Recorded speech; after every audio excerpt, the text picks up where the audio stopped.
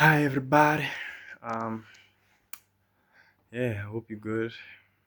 Um, this is I think vlog number 8 10. I don't even know anymore. Not keeping track really. Just trying to express my thoughts in a more comfortable manner. Also learning how to speak in front of a camera. I have decided to cut praying in front of the camera for specific reasons. Like, I don't want to really share um, my spiritual gift like that anymore. I found that I am good at praying, but well, I'm not. I don't know. I don't know. I'm not. I'm not. Um, I'm working on it. I'm working on it. So my idea behind it is that I don't want to share my prayer anymore. But if someone needs prayer, I'm always available. I don't mind praying for anyone, really. So I'm just trying to remember what I wanted to probably be open about in this instance. But I remember I wanted to express my day, or rather tell you about my day. It started out weirdly. I had to take my mom and little brother to school and work. Um, so I have this idea that people going to work are actually at school, and people going to school are actually at work. I don't know how you're gonna take it, but it's either way, man. That's my belief. So I have this mindset that um, I'm serving a higher purpose. Many people will try and stop me from however I apply my mind, or I apply my will towards the world. Um, I know I'm not limited to trying anything, and at the moment, I'm at the phase of learning and upholding the household. Um, Upholding the household in the form of how we eat, how we pray, how we work, what what what value I can add towards the house, and also not really put myself in a position where I am endangered or um, threatening the realm of existence in the household. Example, I'm not trying to be out there partying. I'm not trying to be reckless. I'm not trying to be involved with multiple partners. I'm not trying to be busy um, scamming people.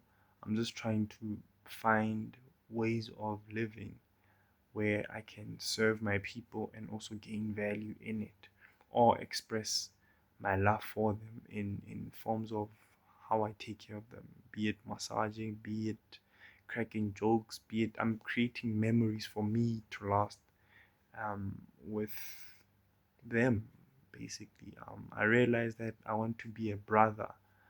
I want to be a brother. I want to be an uncle. I want to be a son. I want to be, you know, all that I can be for everyone around me, and everyone around me who is worth the investment. I've gone into the world investing all my time and energy, and I've only noticed um, how hurtful it becomes when your family, your close circle, never really benefiting from the work you can put into their lives.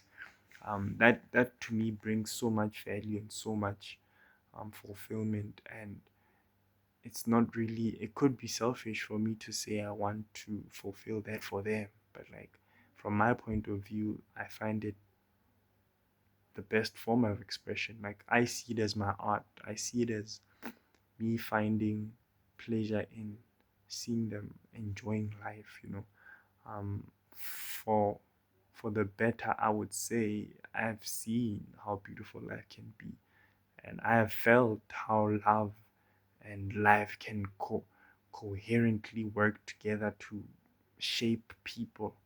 And I feel like I'm the expression of that. I come from different worlds where I've lived in a township, I've lived in a suburb, I've lived in an industrial area, I've lived in a village, I've lived in a skyscraper building, I've lived in all forms of housing in South Africa, in Lesotho, well, in Southern Africa, and I have traveled. I think I can express myself. I think I can draw. I can paint. I can speak. I can run. You know, I've achieved all the things that I've wanted to achieve. I'm not really a master. I'm not trying to be a master. I'm just trying to exist beautifully with everyone around me, and that's the beauty of being myself. I find it very difficult to seek validation from people. Um, Sometimes I go silent. I go silent because I want to feel what people are feeling. I want to understand what people are going through, because sometimes I disconnect myself to the world so much that I forget that everyone else around me exists. I find myself existing in my own bubble where I wasn't even aware that people are struggling, and maybe I could have an effect on that. It's a selfish thing, but then again, the contribution I have towards their lives is minimum. I just have to exist with them and show them that it's still possible to be number two, but be the best number two you can be for the world. I grew up in a very competitive world, or I grew up fighting, not even fighting. I wasn't even trying to be the best. I just felt that it's not even worth fighting for, because if I really wanted to, I would. Like I'm literally, I grew up in primary school. We used to play this game where we would kick each other with, like, literally feet fighting, like kicking, and at some point I was so good that I would kick everyone so hard that people would run away from me, and it made me realize how if you really put your mind to something, you can really do it. And I was a softie back in those days. Well, I believe I was a softie. And then I realized, nah, I'm not. And then I got to a different environment where physical physical activity wasn't a thing. It was now a mental game where you have to be able to withstand people dissing you, people putting you in positions where you feel uncomfortable, people revealing your deepest secrets towards you, things you don't even know of. I remember someone once telling me that my dad was like seeing someone somewhere, and I was like, yeah, what? But then I was like, do I really care? Nah, I didn't really. It didn't phase me because I understood that he's a guy. I don't know what's going on during the day. This guy probably doesn't even know what's going on through the day anyway. So it was an insightful thing to experience. A friend telling me something that I wasn't aware of, and then also growing up in a different world where people value different things like emotions. It's like you guys feel a lot. I went to a school called Summit College. Doesn't exist anymore. It was a very beautiful, family orientated environment. Everyone would just be like, we are family guys, like we have to be expressive. If someone has done something towards you, you have to just voice it out and speak it and share how you feel and how it has really put you down. It was a very emotional intelligence directed school. They used to really compliment me for that, and I think I took that from my mom, because we tend to be very cold in this world, and you need someone who can just guide you in how you're feeling and find a way to express yourself. So I think I cherish that from my family. And then discipline. Another one is discipline. I used to play soccer. I used to be a runner. I'd run like 25 fields, and they would make examples of me that, like, this guy comes from a private school. I used to play soccer as an extramural activity, but I think the discipline came from me growing up on a farm and understanding life. You find that life can be easily taken away, like literally from a knife, with a gun, with a by mistake, and the farm really expresses that in every instance. You are literally farming, like you killing something, you planting something, you feeding something, you watering something. That's life, literally. Every day you rejuvenate the same feeling, the same mindset, and I wanted to go through that in my stages of life. I had to water myself. I had to kill myself. I had to really birth myself into a different environment. And now I'm literally birthing myself back again into the world and trying to understand the dynamics of sexual orientations and expressing myself to different types of people and revealing what type of person I am to them.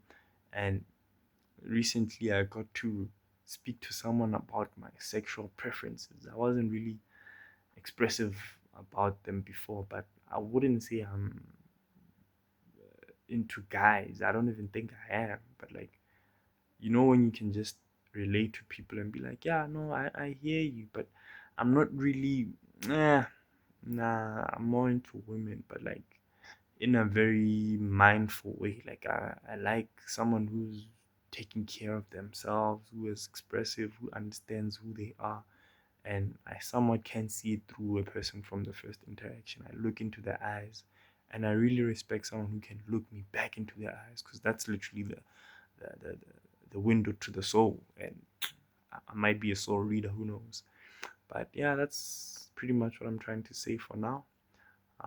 Apart from that, I'm really grateful for being alive. I'm really grateful for the environment that I'm blessed with. I'm really grateful for the people around me, and I hope God keeps blessing me with the opportunities to express my love, to serve them as best as I can with the love and strength that I have within me. Um, I'm really happy that we got to celebrate Kukwano's first birthday. My sister was here to celebrate that. I'm really proud of the person she's becoming. I'm really happy for her for having the partner she has.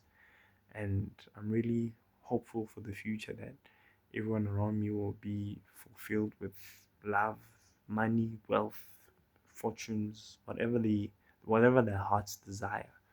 And I really see it coming through within the next few months, and I'm hoping that it shall be the same for me too. I love my people. I love you all. Have yourself a wonderful, wonderful day. Thank you for tuning in. Chatty Puffs.